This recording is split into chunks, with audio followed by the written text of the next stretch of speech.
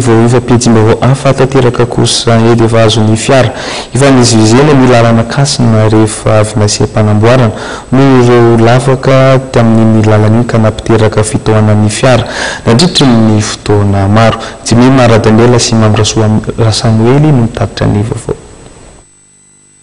Tsy nahitana fitohanan'ny fiara intsony teny Akasina. Io no taratra nandritra izay fotoana vitsy nisokafany lalana izay rehefa avy nasiam-panamboarana. Raha ny hita dia vita tamin'ny vato nalahatra na pavé ny lalana eto.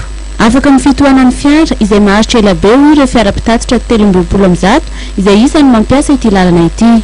Mahafinaritra ny lalana vita fa tena efa afaka tsara le lavadavaka teto. Dia ahafahan'ilay embouteillage aloha zany aminay manalaka be.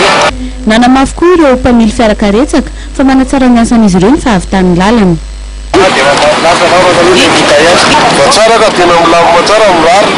Mbola maro anefa ireo lalana eto an-drenivohitra no mila vaozina raha ny nambaran'ireo mpamily ialana ny fitohanany sy ny fahasimban'ny fiara vokatra izay ara-tsin-dalana izay efa ny alafo hatrany ny vidin'ireo kojakoja ny fiara ankehitriny. Mitana fanjakana mba hijeren'ilay lalana mbola tsy vita.